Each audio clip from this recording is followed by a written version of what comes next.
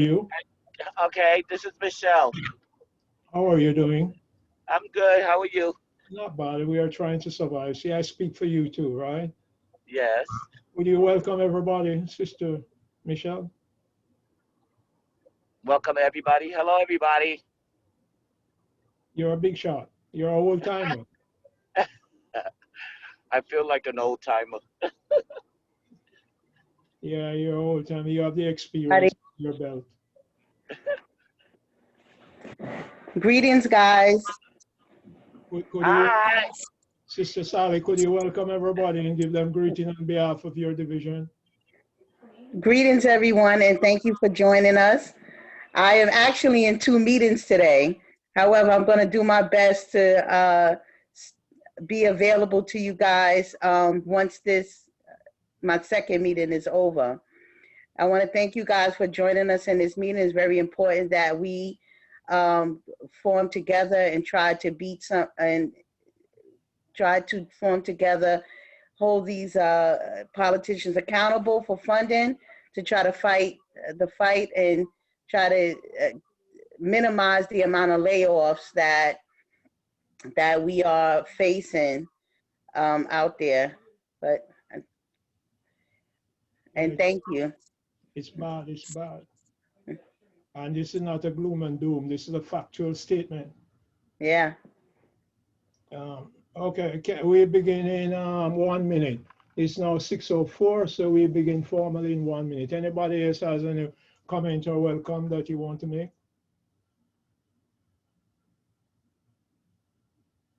Okay. Um, Sister Antoinette, how are you?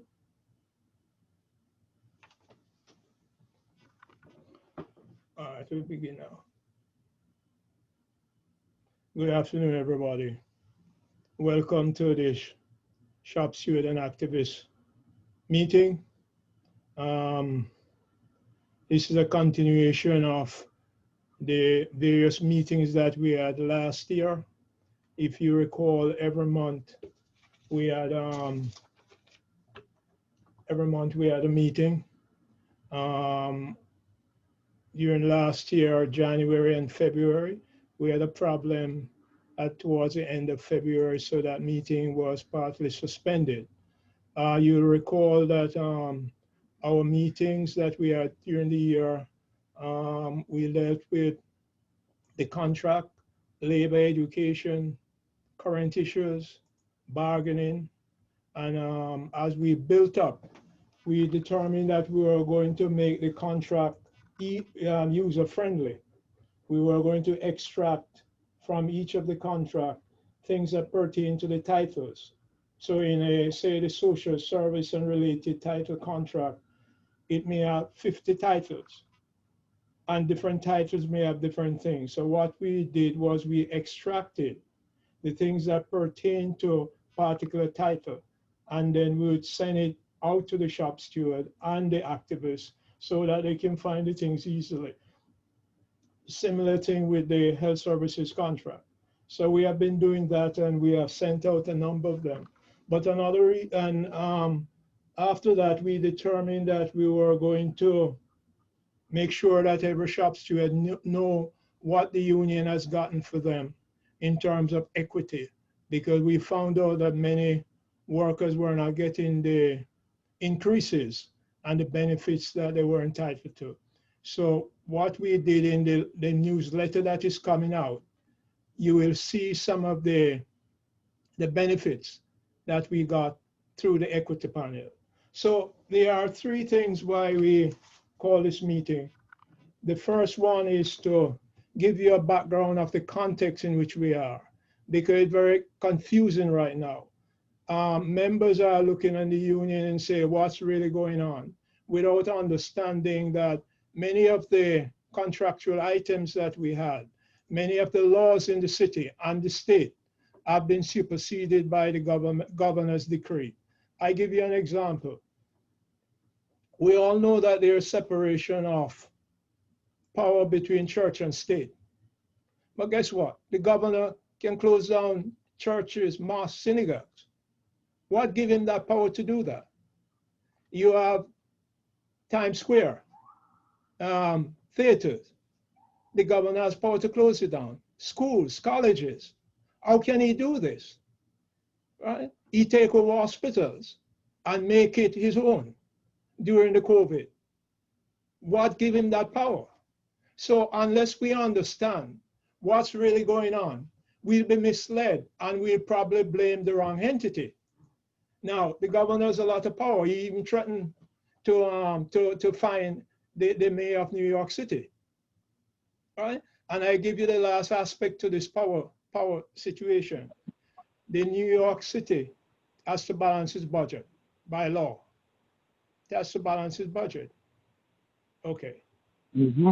If the city does not balance the budget, the governor can take it over. They have a financial control board that he can set up to run the city.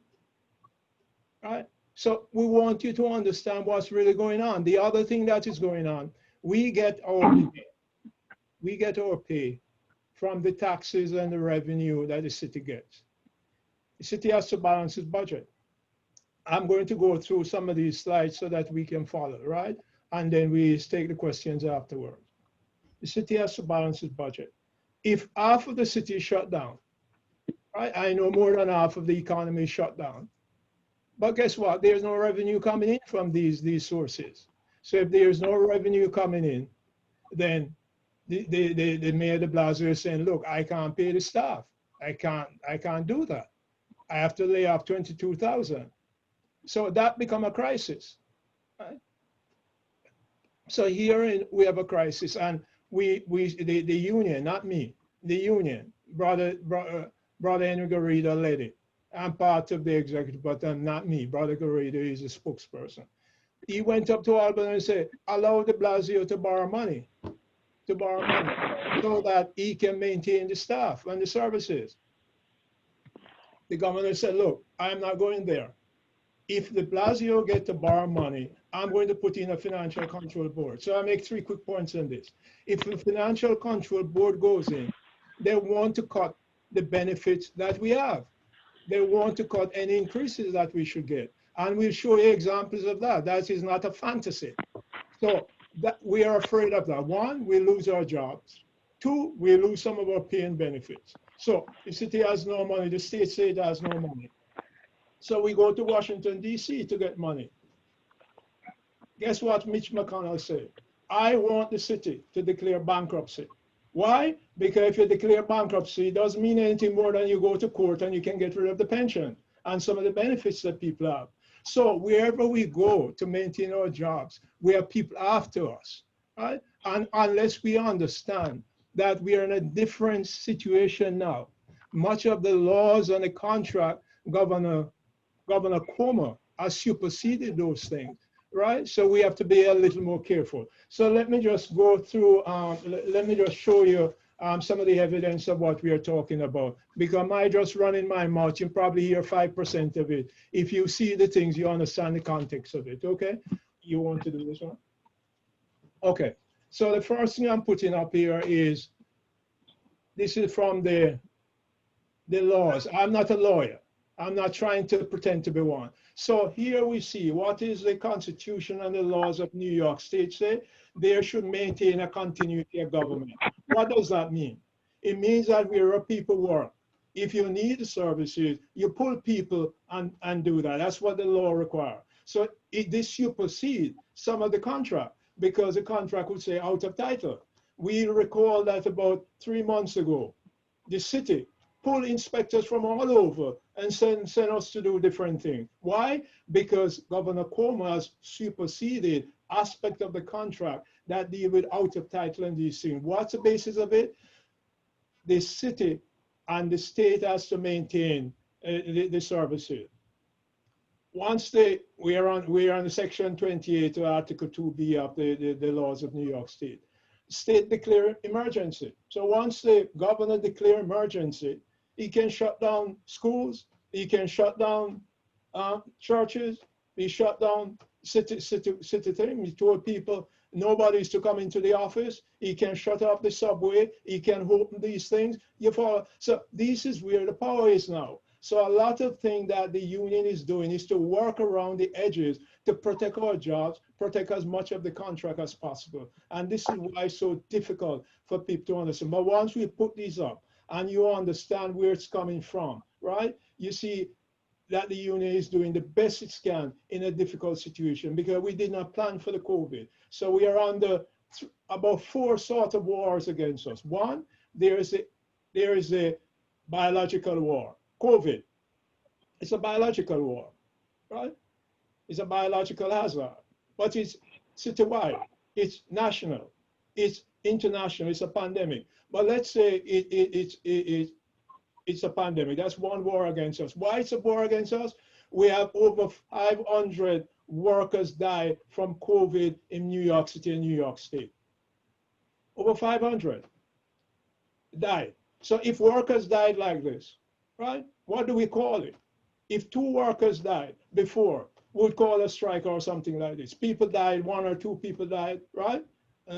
And see, we have Black Lives Matter. Now we have hundreds of workers, not just DC 3rd, some police, nurses, doctors, all over. So that's war against us. There's an economic war against us. Our jobs are at stake. Our livelihood are at stake. Our pension is at stake. Our health benefits are at stake.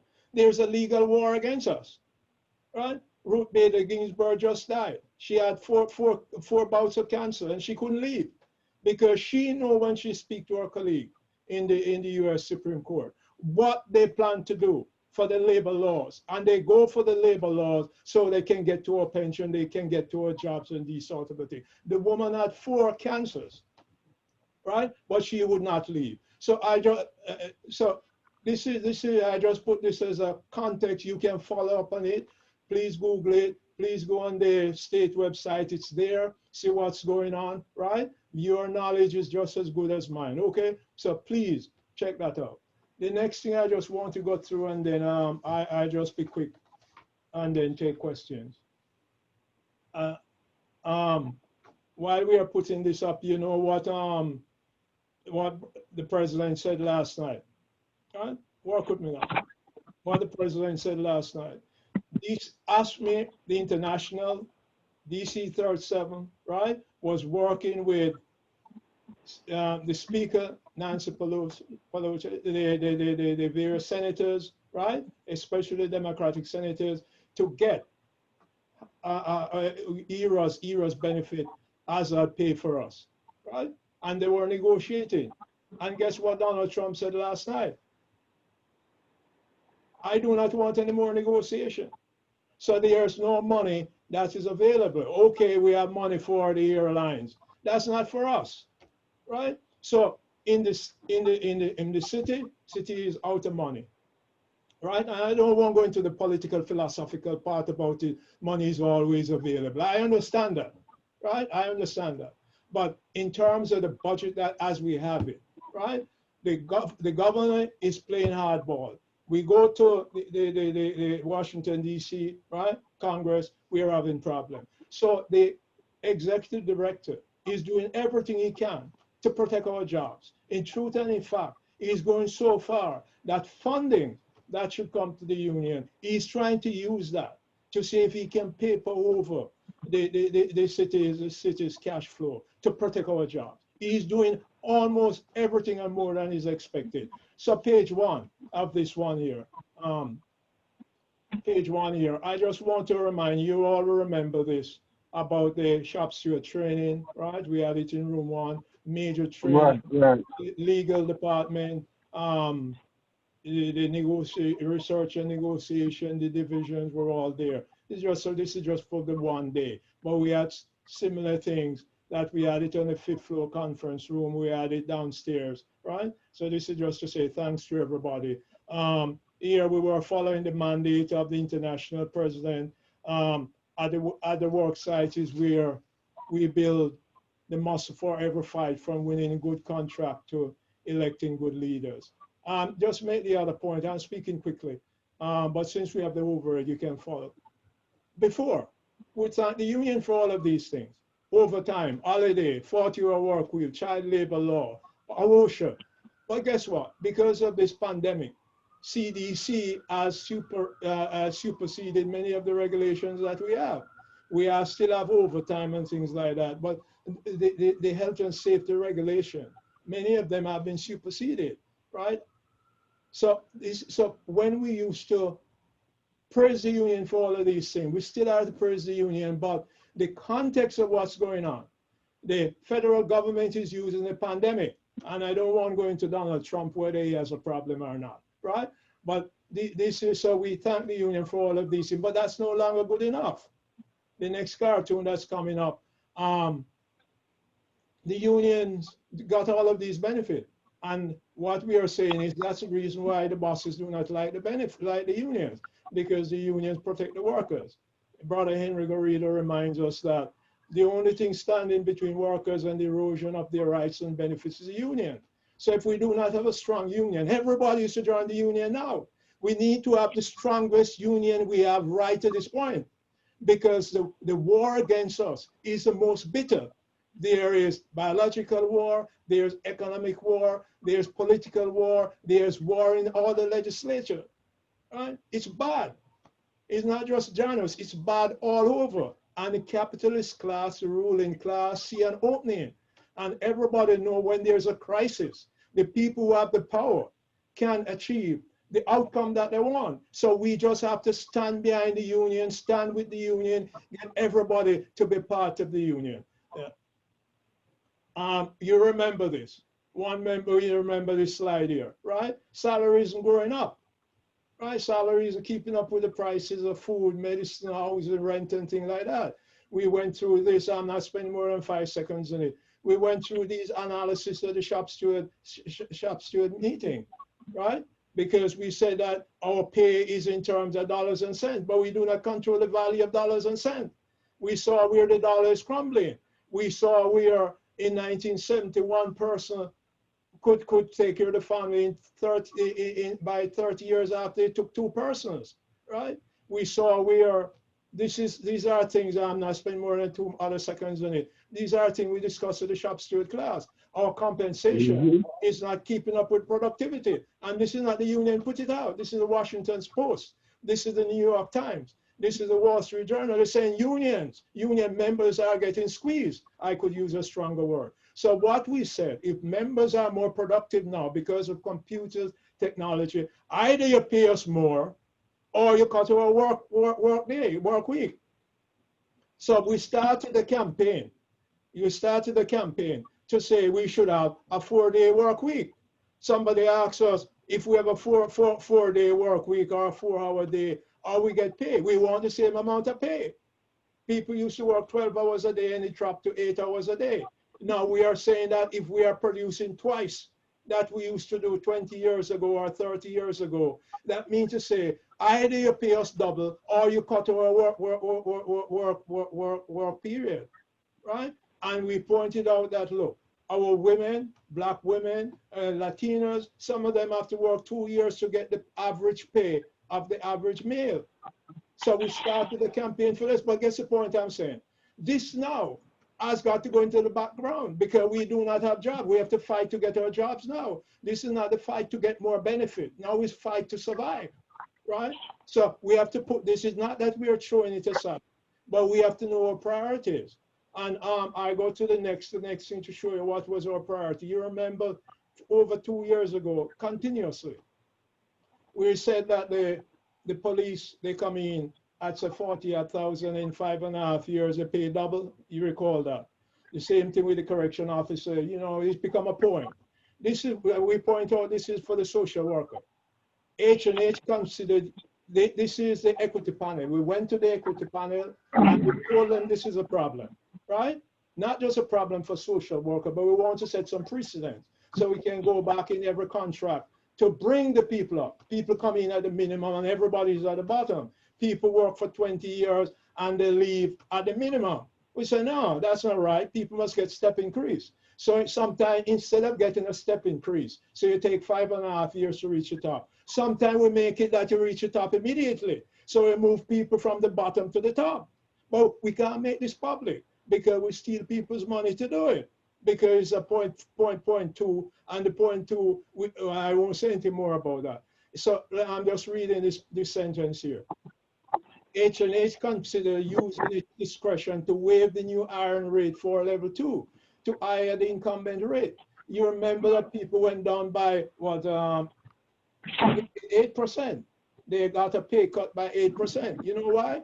Because about 15 years ago, the city was in financial crisis. And one of the answers to it was to cut people's pay. Instead of cutting the people who are on the service, I know incumbent, the people who are in the service, we say we cut the people who are coming in. So they came in and get 8% less pay, right? But we ourselves and they do the same job, but they get less pay. So what we are trying to do by doing this is to move them up because people are being abused, right? So the next one, this is one of the things that the respiratory therapists were asking about. They do not understand that you do not pick up an increased pay like this. You have an equity panel, right? And you deal with it in terms of the contract. So we have inequities all over the city, all over. The union negotiate a minimum, right? But there is a scale where you have a minimum to a maximum, and the employer can pay within the scale. Some people pay differently and things like that. So if you look on the H&A physician assistant as an example, right? What we are saying, the H&H is to correct internal inequities. That is within the system, right? Correct internal inequities and improve its competitiveness by utilizing the maximum salary rates. So these two things you are seeing here, and I'm just going to end on this point. Two things. One, there's internal inequity. So we brought it to their attention and they started to correct it, right? The other thing is they're going to use a maximum. So when people came in at 8% less, right, suppressed minimum, right? And then we are all stuck at the minimum, right? What we are saying, we are to use a maximum. So instead of people like, let me not go there because we don't want to make everything too public. And the next one, no. So I could have finished. You look on the medical record specialist. I told you that was the last one 2 seconds ago. But here it is now. Every medical record specialist, some of them were at different level in the scale. Different level in the scale. Not just me. I didn't lead the negotiation. The person who led the negotiation was the executive director, Henry Garrido, and the negotiation division, department. They led the negotiation. What this is saying, all employees in the H&H title of medical record specialist, associate medical record specialist, and supervisor medical record specialist be paid at the contractual maximum. These are major achievements that we got. But right now, all of these things have got to go on the back burner. We do not even know what's going to happen to the next contract because the contract expires by March of next year.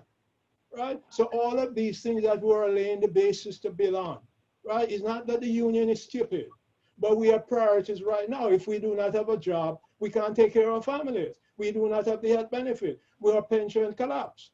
You follow? So the priority right now has got to be maintain our jobs.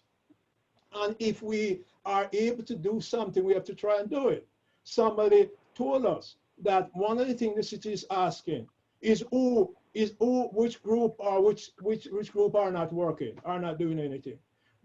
Because this is what from in July. Brother Henry Garrido has been protecting the job from July. They wanted to lay off people from July. They have to give a month's notice. But Brother Henry Garrido begged the mayor, virtually begged the mayor, we can't do that.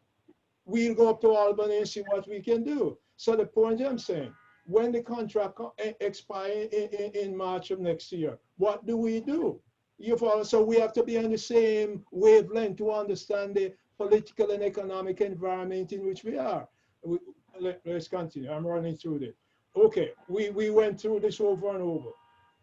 This is Brother Cripper, right? We went through this in the Shop Stewards meeting, so we all know it. Look and see over in the right-hand column. Appropriate bargaining structure. We have H&H. We have 20 different unions in there. The employer treats us as one unit. But you have the nurses do their own thing, the doctor council do their own thing, the DC 37 does their own thing, the laborers do their own thing, instead of us coming together and demand. We are going to die, and we're bound to die, because the city is saying it has no money. right? And we are not organizing to work as one. President Donald Trump said he's suspending bargaining. I have not heard anything about it between Nancy and his financial people. Dr. King said, look, change is not automatic. Our survival is not automatic, right? We have to fight every step of the way. The past generation of workers fought for us to have pension. And 2 years ago, we could not have a constitutional convention. You know why we could not have a constitutional convention? We could not protect the benefits that we have, right? That other workers 50 years ago fought to get for us. We couldn't protect it. So Brother Enrico Reid, I call his name again. They have to organize, not just him, but other unions have to organize to say, look, we have to make sure we have no constitutional convention because our pension will be at stake and that sort of a thing. We have to get together to understand, right? People want to turn us back and we have to organize. We can't sit down and point finger. Reading is no good. You is no good. That is no good. We all have to go out there and do it, right? If there's no struggle, there's no progress. And look what Frederick said. He said over 170 years ago. Frederick Douglass, the man was a slave, born a slave. And hear what the man said.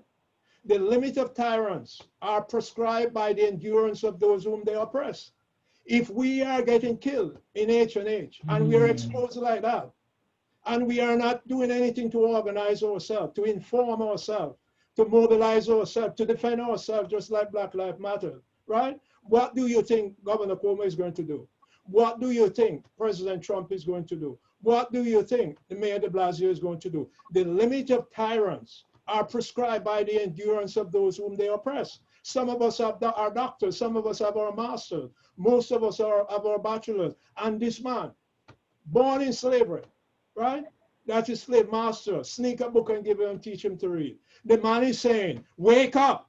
If there's no struggle, there's no progress, right? Dr. King said, if there's no struggle, you are going to reverse. And so I just point this out to you, right? This is not me. This is 150 years ago, right? Frederick Douglass, right? And I just stop here.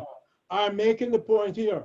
And the bottom line we are making, if we do not educate and inform ourselves, if we fail to plan, naturally we are going to fail. We all know this. If we fail to plan, right? So part of what we have been doing over the years was to organize, was to inform, was to plan. But situation and circumstances overtook what we were doing. So our little shop steward meeting, we can't even meet, right? Because we have to have social distancing, right? So this is Frederick again. Frederick is saying, look, don't go and talk to the head of H&H. He has no power. Don't go and talk to the mayor just like that. He's not talk there if you want to talk to them. Don't go and talk to President Donald Trump. Don't go and talk to them. It's a waste of time. It's Frederick Douglass again. It is not information. It's not light that is needed, but fire.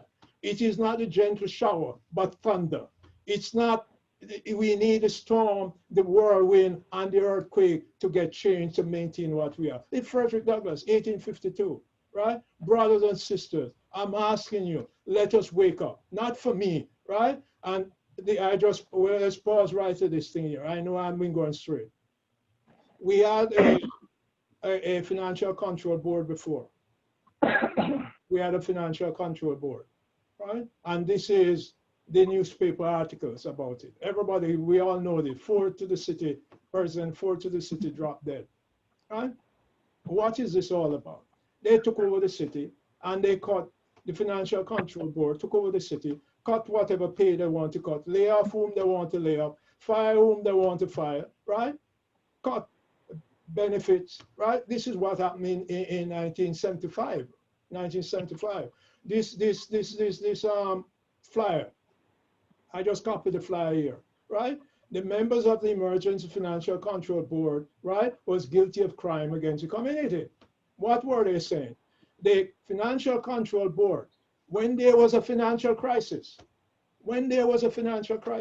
right, took over the city, lay off people, fire people, right? This is what the Financial Control Board did, when it was just an economic problem. Now it's not just an economic problem. Now we have a biological problem where our people are being killed. We can't even get the proper PPE and the proper protection. We can't get it, right? And we do not run the system. We do not run it. So imagine what's going to happen to us when they come in here, right? And say, what's going on? So I just point out to you what the experience of the Financial Control Board is like. So on the top of the screen there, you see, Cuomo threatened to fine de Blasio over COVID-19 enforcement. I point this out to you. This is Cuomo threatened to fine the mayor de Blasio. Cuomo make all sorts of rules, and he doesn't finance it. I won't say anything strong because Henry have to go and speak to him, right? So I have to watch my language. Cuomo threatened to fine de Blasio, not just de Blasio, whomsoever. He makes a rule, executive order, and he's telling the people to enforce it. To enforce it now, you need people to go there in the exposed condition. You need to pay people to go there and do this. He provide no money. I give you the raw example that affect us. He told us we have to go in to H&H during the COVID, February, March, you recall. People had to go in. People who didn't have to go in, he said they have to go in. So people were forced to go in. When it got so bad, the nurses went to court. The court said, I'm not dealing with you because you know that's a constitutional question, right? I can't deal with that. CDC has the power to change the rules, and they change it, right? So when the pressure took Cuomo, guess what Cuomo said? People deserve hazard pay. You recall that. People deserve hazard pay. Guess who has gotten hazard pay? Nobody has gotten hazard pay. The union has to be going to, and I'm ending in a dead end right now. The union is going to Congress to get money. Mr. Donald Trump just say, I'm not dealing with anything about money.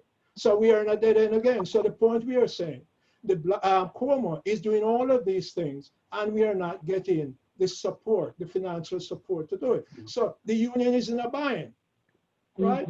People have to work. They're not getting the hazard pay. People are getting laid off. People are getting the equipment and so on and so forth. You either, I'm making the point not to solicit that. You either have to take industrial action. I know the word is strike. I'm not using that. You either have to take industrial action, right? Or you have to take political action, right? Guess what the contract says? The contract, I'm going through this, the social services contract. Buried in there, which we all know, there's no strike, right? So our weapon, according to this, is not feasible, right? If you look on the Article 16, the provision of this agreement are subject to the applicable provision of law, including the New York State Financial Emergency Act. That's the Financial Control Board. So even the contract is telling you that if they set up a financial control board, it can undermine the contract. The contract has that in there. And this is all of the contract has it in. The citywide has it in there. The citywide agreement I'm showing you, it has a Financial Emergency Act. The same thing is in there. The health services contract, these are the three major contracts that we are, I know we have others for NITRA and so on and so forth, but I just put these so you get the evidence, right? For the three main contracts. So what Brother Henry says the union has got to be strong. We give you this other one here about workers' rights.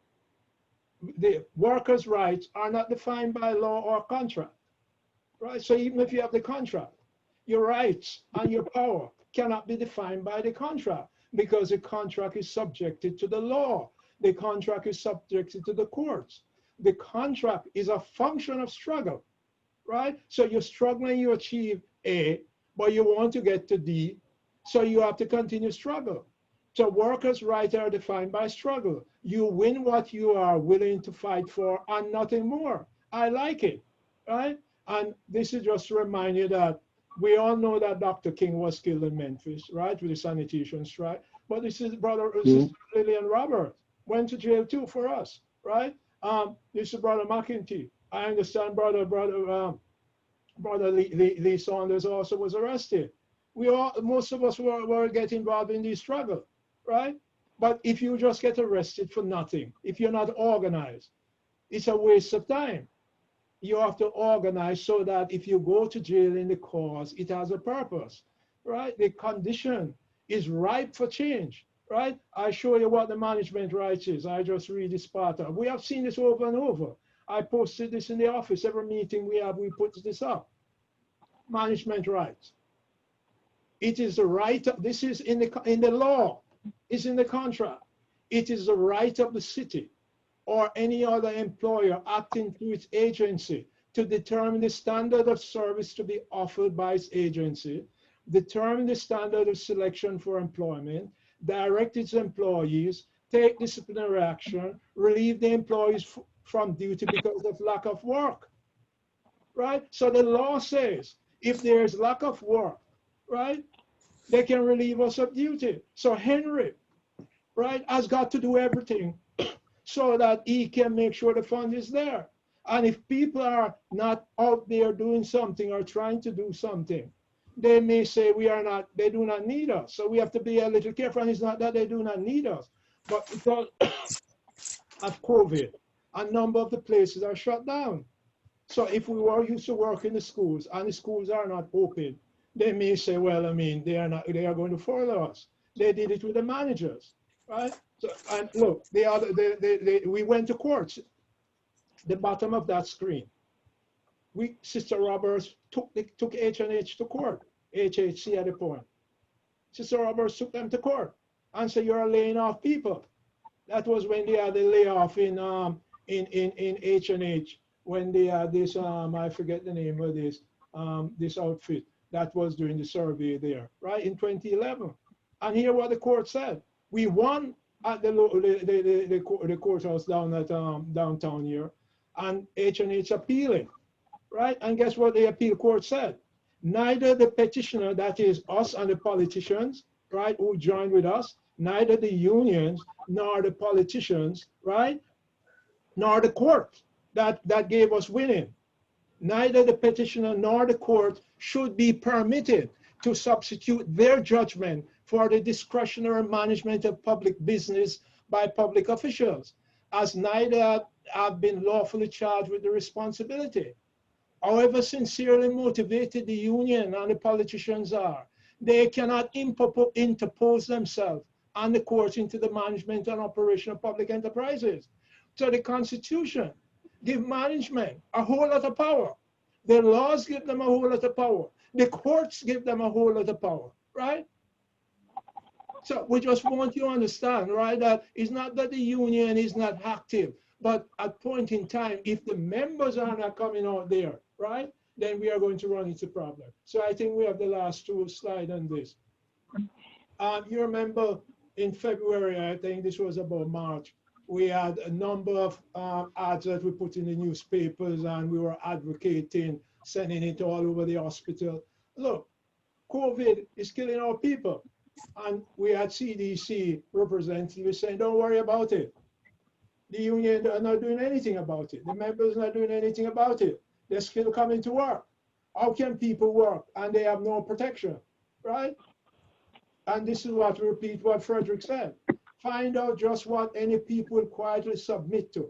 And you have found out the exact measure of injustice, right? That they will bear. So the other one over there, this other cartoon here, healthcare workers' lives matter too. We are going to put an ad in the newspaper for Employee Recognition Month. That is next month, right? And this is one of the cartoons we have developed.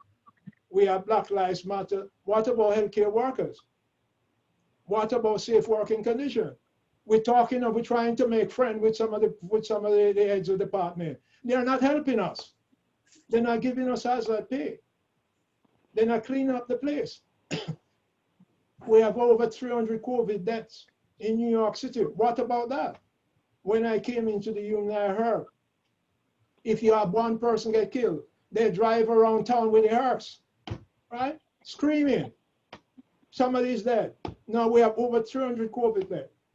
Not one set of worker, policeman dead, transit workers dead, DC person dead, nurses dead, teachers dead, and nobody. You said people talk about, talk is nothing, is action, right? So what is at stake? Your future is at stake. And let me point this out. People will say, I have seniority. I have seniority, so I'm more or less safe. That doesn't make us safe. They have what they call layoff unit. And Sister Michelle Wilson will remember this. They have what they call layoff unit. And they can close down the unit. Sister Lillian Roberts, I'm sure that Brother Henry Garrido was there at the time. And they went to court and say you can't have these small layoff unit. Because if you have that, you can put all the senior people in that unit and get rid of them, right? And again, the court say the agency can determine its layoff unit. So even if we have seniority, we may be in a unit that they want to close down. And therefore we may go on their friends who just came in are protected because they can hide their friends. So the point I'm saying, look, it's dangerous time we are in and people are running their mouths, right? Now is not time to run our mouths. So what is at stake? Our job is at stake. Our future is at stake. Our children's future is at stake, right? We can't afford to fail. Our pension is at stake. Everything is at stake, right? And they come for the union, not for the union. The union is not a problem. They want to get to our jobs. They want to get to our pension. They want to cut our pay. So I wrap up with the last thing here. I just want to say thanks to the dedicated members that we have, right? Respiratory therapists, Sister Benita Joseph, when the going was bad. When the going was bad, she went out there and she spoke on behalf of her colleagues. I asked other people to do so. Many of them didn't do anything. They probably were afraid that their picture was seen. They were protecting their jobs, which is understandable. But do not come out after you are afraid, right? This Sister Benita Joseph went. She did everything we asked her. She took her own time, right? We won't go into her personal business, right? So she did it on behalf of everybody. The physician assistant, right? The social workers, right? The medical record specialists, all the various titles, the therapist titles that we have in the hospital. Sister Joseph went out there and represented them, right? And she took a lot of time when people couldn't come. She said, look, I have to go to work here because it could be one of my relatives who died, right? So I have to do whatever I can. I work in King County Hospital, not because I couldn't work elsewhere, but I see people who are poor, I see people who are unfortunate, and I get a chance to do God's will by serving them. So, and this is not only she, right? A number of other people. So we just want to dedicate what we are doing to not just Sister Benita Joseph, but I just highlight her because DC 37 is using her too, right? And finally, we just want to say to the smiling Sister Ruth Bader Ginsburg, Sister Ginsburg, a woman, 100 pounds, right? 100 pounds, right? 70 odd years old, almost 80, right? And she had 4 cancers. She could have retired years ago. She said, I can't. Imagine when our children, our daughter and our son come to her and say, Mommy, you're on this chemotherapy. You can't go out. You can't, Mommy. I am here. Whatever you want me to do, I'll do. And she looked at them and said, look, children, you won't understand. If I leave, they are going to put somebody in there to turn back women's rights, to turn back workers' rights, to turn civil rights, right? I can't leave, right? Even I have to drop dead, right? Sometime when her jaw twisted with the sickness that she's on, she put things in her mouth so it doesn't show how strained her mouth is. So she went out there and did for us. She's not a union leader, but she used the skill that she had for us. As Dr. King said, if we are a street sweeper, let us sweep street. Let us sweep street to the best that we can. So in our passing, angels can say, he was a street sweeper who swept his job well. So what we are saying to you, brothers and sisters, right? We have an opportunity right now to serve our people. And unless we are prepared to serve our people, it does not make sense. We are going to lose out. right? So let me stop right here. Questions?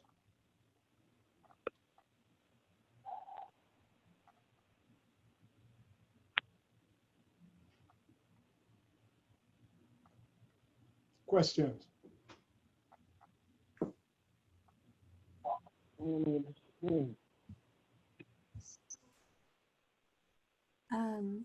I have a question. I'm sorry, I wasn't able to join until now. If you covered it already, about the buyout, I'm assuming you already covered it. No, I did not speak to the buyout. I speak to it Okay. because the buyout is not in isolation. Let me make the point again. The buyout is not in isolation. The buyout was proposed by the union. Why the buyout was, and it's not really buyout, right? It's additional to retirement benefit, right? Okay, but let's use whatever term you want. The union proposed it. Why did the union propose it? Because the city said it's going to lay off 22,000 people. What the union say, if you're going to lay off 22,000 people, if you can have people voluntarily leave, right? You cut down your laying off people. If you have 5,000 people leave and you wanted to lay off 22,000, then you would have 5,000 less, right? Okay. So the unions propose that financial incentive, that retirement incentive. Okay. So what has actually happened? Brother Henry Garrido, he's one of the leaders for this. He got the city to move the layoff from July to August to September, and it's probably up to August, right? August, September, October, right? Maybe even to in November. So he has moved it from July, August, September, October, probably up to November, right? So if there is not the layoff, right, the incentive for retirement, it will no longer be on the table. In truth and in fact, they have to change the law for that, right? And the state legislature is out of session now, and they were waiting to see if the city was going to get money from the Congress. So this so-called buyout, right, early retirement incentive, right, is on hold until next year, because it's on hold until the legislature come back so it can amend the law. Right now, the legislature, I'm not a major person on that, right? They are saying when they come back, they'll take it up. They didn't want to do it, and I just put in this why they didn't want to do it. Because if you have early retirement incentive, people are going to go out and they may have leave and they have health benefits that the city has got to pay up. So it's not that people leave and they do not, it doesn't cost the city anything. So the state legislature and the governor said, I am not going to support any early retirement incentive because it's going to cost money, right? So what the union, again, I'm telling you, Brother Garrido led it. He came back to the mayor and the mayor said, look, I will support it if it's going to reduce layoff. So he said, I'll find the money for it. Went up to Governor Cuomo. Governor Cuomo said, I'll support it. So it's still on the table, but it's on the table to balance the layoff, right? So if the layoff is on hold, you normally expect that to be on hold, right? Mm-hmm. So I just, I wasn't specific. So if it does happen, if the buyout does end up, going through, I've just been getting questions about the specifics about it, like who would qualify, like how many years. Oh, wait. If it did happen. Wait, I understand the question.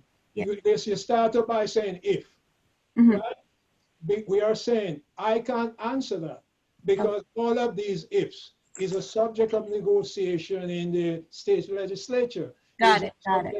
No, I'm saying, no, because I want people to understand, right? So anything that's there, right? They may put in some people and they take out some people. And I use this just to give you this information. Mm-hmm. They say, Brother Henry Garrido doesn't want any layoffs. So he's trying to save as many agencies as possible. But if the money is not there, and the mayor says, I'm going to lay off 22,000, right? And say, I have 4,000 members, 2,000 in H&H, right? 2,000 in DOHMH, etc. They're not laying off anybody from H&H. Guess where it's going to come from? The other place. Agency. So more people will be laid off there. But what if someone from H&H wants to retire? Would that, you know? So the point, this is why we raise a point, so you can internalize the answer. So if the early retirement incentive is to parallel the layoff, if you have an agency that does not have layoff, right, the early retirement incentive would not be there. I understand. Right, and it's not that the union would not say, well, give the people the extra year, give them the couple months. You follow? I understand. Everything develop. Right. Right. It was just confusing. This clarified it for me. Thank you. Oh, they say I want it to be more confusing to you. No, I am deliberately trying to make it confusing because it's a law that has not been finalized. So if I try and make it clear, I'm misleading you. It's confused. One question. Yeah. Hello. Yeah, go ahead. Okay, yeah, it's Luke. When will we have a confirmed date if there is going to be a layoff? By mail, or will we hear it in any other, you know? Okay, finish your question, brother Luke. You're my buddy. And yes, you want me to respond now? Yes, I just wanted to know if we're going to ever get like a confirmed date. Let me respond. Here's the danger of the question. I'm just telling you as a negotiator, the danger of the question. I know you are progressive. If we could have had a confirmed date from July. Okay. Wait, let me finish it. When the mayor said, I am going to lay off 22,000 in July, and I'm giving you a month's notice according to the contract, that would be a confirmed date. But what the union is saying, we can't afford to have a confirmed date. We want to push it as far back as possible so that if we can get loan to the city, right? Yes. If we can get funding from Congress, right? Or any of these, if we can get the early retirement incentive, right? To offset a number of these things, then we will not have the layoff. So layoff means people have no job, they have no income. So we don't want a confirmed date because a confirmed date is dangerous for the members. But I understand what you're saying. You want to know how to regulate yourself. But you know, because you know, if a member like asks me if there's a confirmed date, then all I kept telling them, everything's being delayed. So how can, you know, like somebody who hasn't been working, I'm one of the lucky few who's been out there working. But somebody who's been at home, if they all of a sudden, you know, they don't get no confirmation and the paycheck that they was receiving is no longer being received, how would, how can they prepare? But I say I'm not lost for word, but I don't want to say something. We do not want a confirmed date because we do not want a layoff. A confirmed date means on this date, people will be laid off, will get pink slip. So we want to push it as far back as possible to see if Cuomo when his minister will give us some money, or if de Blasio can get loan, or if we can get it from somewhere else, so there won't be any layoff. A confirmed date means people lose their job. Oh yes, I know. Okay. And even if you're a senior person, it doesn't I understand you negotiate first in, last in, first out. I understand that. That's a negotiation principle. But with the layoff unit, I'm nervous. Okay, so because they have a layoff unit, do we have do we lose the bill? We're still under contract, right? Yes. Yeah. So we don't have the ability to strike or anything like that because we're still under contract. Right. Okay. I will show you the two things. Inside the law, it says, I'm telling you what the law says on the contract. I'm not saying this is a revolutionary thing, right? But it denies us the right to strike according to the law. And two, it gives them the power to lay us off by using the Financial Control Board. Okay. Okay. Next. Okay. Fitz, can you hear me? Go ahead. Yeah, you echo. Okay. As far as striking goes, before you get that into your mind, just realize, one, is illegal. Two, for every 1 day that you strike, you will lose 2 days of pay. There are other methods. You will not have a definitive day of when the layoffs are going to be done because we don't know, because there are mitigating circumstances. As far as the time you was hired, are you provisional? Are you civil service? There are a lot of things that's mixed and matched in there. So a confirmation date of who's going to do what, when, and how, we don't know that at this time. People will get letters ahead of time, but it's the onus is on the members to let you know what's going on in your shop. Oh, yes. Okay? And then it's up to you to report it to the president, you're the shop steward, your rep, let them know what's going on so everybody does their part in it. So as far as striking goes, I would not recommend it. In the economic crisis that we're currently in, are you willing to go on strike and lose 2 days' pay for every 1 day that you're on there? There are other avenues that we can go down. I'm not going to say everything on the phone besides striking. There's several levels that we can go to prior to getting there. It goes further than that, right? A lot further. Contract. Yes. Oh, yeah. It's a contract, so you can have civil penalties. So it's not necessarily Right. 1 day strike, 2 days. It could be more than that. It depends on what's going on, right? But I understand the 1 day for 2 and what have you, but there are other things that could be. Your job is not guaranteed either, right? You strike for benefit, right? So I'm just saying that, I mean, it's a little bit more complex than that. Next. Next. Does anybody else have any other questions?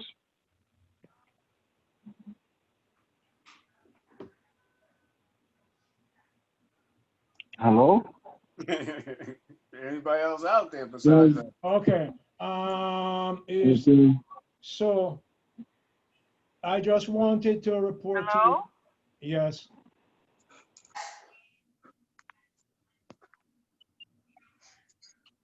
Yes. I heard somebody say hello. Yeah. Good evening, Brother Reid. Good evening. Yes, please. I'm driving, so I may have to mute. Okay. All right. So brothers and sisters, I just want to bring you up to date about what's going on in DC 37. We had a president's meeting 2 weeks ago, and I wanted to update you and to show you the problem that we're having, why we're having a problem, what do we need to do about it, because we have to work together. If all the unions do not work together, we won't be able to achieve what we deserve, right? Right? Our jobs are at stake, right? The union is doing whatever it can. This is a priority. So I just want to update you about what the president, you and keep your ears open. You may hear things on the television and so on and so forth. It's relevant information, okay? So if we have something, we may have to have an urgent meeting. We did not need Brother Henry Garrido to come here to report because we have the information and we do the same meeting we are in with Brother Garrido, right? But I let you know that he's pushing the thing and he's doing it. Can we ask Sister Sally to if she has a report, because there are some adjustment. I'm not asking her to report on behalf of the division, right? Because she may not be told to do that, but she's a union member, and if she sees something, we just want her to close off for us. Sister Sally. Hello, everybody. Celeste Stallings, Council Representative for DC 37. I'm here joining you guys. I want to say thank you for being out there working for and trying to keep New York running. Right now, we have some challenges at DC 37, and we are trying to train the reps to do virtual meetings and so on and so forth, so that way we can keep services going. I'm sure you guys have the information to reach the hospital division. If you have any issues, or if you have members that need to speak to their rep, please give us a call. We are all here and ready to handle business as if COVID never happened. Now that the city is starting to open up and proceedings are being handled, we are doing our arbitrations. We are conducting our step 1A grievances. We push back our disciplinaries because that's not important to us. And we're doing what we have to do. If you guys need to contact us, you give us a call at 212-815-1030 and speak to your rep, and we'll gladly try to assist you in anything that you may need. Just wanted to throw out there also that there were some changes in DC 37 benefits. They have a new plan. It's called Delta Dental. You should have gotten your card by now. If you have any problems, or if you have any concerns, or you have any questions about Delta Dental, you can call them also at 212-815-DELTA. That's pretty much what I have to report right now. Thank you guys for your courage. It takes a lot of courage to fight. It takes a lot of courage to stand up to management, especially on behalf of the employees that really don't know how to speak for themselves. We rely on our shop stewards and our activists heavily, especially during the pandemic, because you guys are the eyes and ears, and you are doing the groundwork, and you are side by side with the employees, and you will get their concerns before we do. Again, thanks a lot. We appreciate all of your help. And it takes a lot of courage to fight, but guess what? We all union, and we never quit. I like that. Brother Godwin, I know we said that Sister Sally would close off, but we have Brother Godwin here. Brother Godwin fought. Look, he was one of the leaders, himself and Sister Irina. What the social worker got, both of them brought it to the union's attention. The step up is because of Brother Godwin, right? And Brother Paul, because people are at level 1 for 30 years, right? And Brother Paul and Brother Godwin brought it to attention. People have extra training, right? Sister Irina brought it to our attention. So we are working on that. So we just want to say thanks to them. They may not want to say anything now, right? So they are the front line, the eyes and the ears that push this thing. Thank you kindly. So we spent an hour together. If you are not getting regular things from us, just let us know your email or your friend. Tell them to email us, and we'll keep them abreast. Okay. Thank you kindly. And God's Don't blessing. forget the debate. Yeah. Okay. Thank you kindly. Watch the debate. Okay, thanks. Between All the righty. baseball games. God bless. Thank you, guys. Yeah, between the baseball game, I'll watch it. Thanks and good night, everybody. Good night. Thank you, President Reid. Good night, Anytime Mr. something Reid. come up, we'll do it again. As Yes. soon as something come up, we'll call you again. Okay? Hi, Sally. Hey, Rosa. How are you? Okay. Hi.